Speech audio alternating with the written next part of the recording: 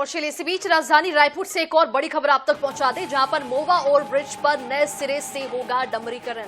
24 घंटे भी नहीं टिकी ओवर ब्रिज पर बनी सड़क का काम खत्म होने पर के एक दिन बाद ही यहां पर उखड़ी है सड़क। आधी इंच मोटा डामरीकरण एक दिन में ही उखड़ गया है।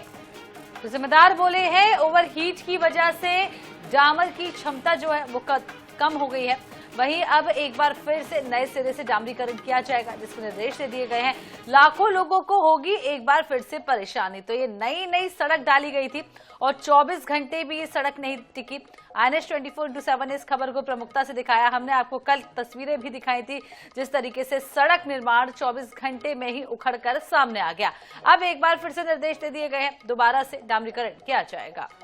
तो लाखों लोगों को इससे परेशानी भी हुई है। तस्वीरें आप देख पा रहे हैं कि कल ही डामरीकरण का काम पूरा हुआ था, लेकिन आज सड़क भी उखड़ गई।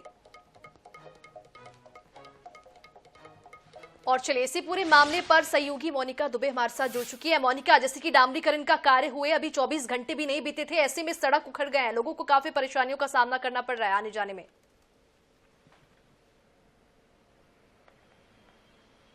जी बिल्कुल, देखिए पूरा जो मामला है वह तब से शुरू हुआ जब मोआ फ्लाईओवर यानी कि मोआ ओवर ब्रिज में जो ऊपर में जो पुनर्निर्माण यानी कि मरम्मत कह लीजिए, मरम्मत के कार्य होने थे।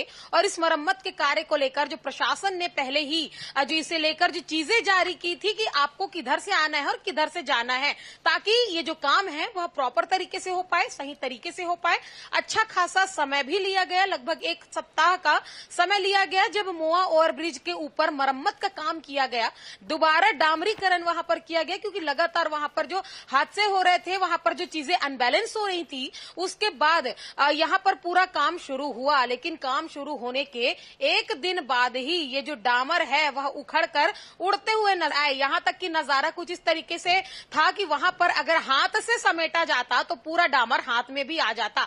अधिकारी आनन फानन में खबर दिखाने के बाद वहां पहुंचे और वहां पर पहुंचकर उन्होंने जो दलीलें दी वह बेहद चौंका देने वाली थी, क्योंकि इस तरीके की दलीलें भ्रष्टाचार को तब उजागर करती हैं जब ये चीजें निकलकर सामने आती है। उन्होंने कहा कि डामर की जो परत है वह इसलिए उखड़ रही है क्योंकि ओवरब्रिज के ऊपर जो चीजें जो बनाई गई थी उस पर उन्होंने कुछ दलीलें दी हैं, कुछ तकनीकी चीजें बताई है उन्होंने। और कुछ जी मोनिका, ओवरहीट की बात कर रहे हैं अधिकारी, लेकिन सर्दियों का मौसम है, ओवरहीट का तो सवाल ही पैदा नहीं होता। तो कहीं ना कहीं एक बड़ा सवाल यहाँ पर धांधलेबाजी का नजर आ रहा है। जी बिल्कुल, बेहद ही सही कहा आपने कि जिस तरीके से, क्योंकि सर्दी का दिन है, अगर ये चीजें गर्मी में होती तो सूर्य की किरण का तापमान या फिर कह लीजिए कि गर्मी इतनी ज्यादा होती कि कहा जा सकता था कि डामर बह गया।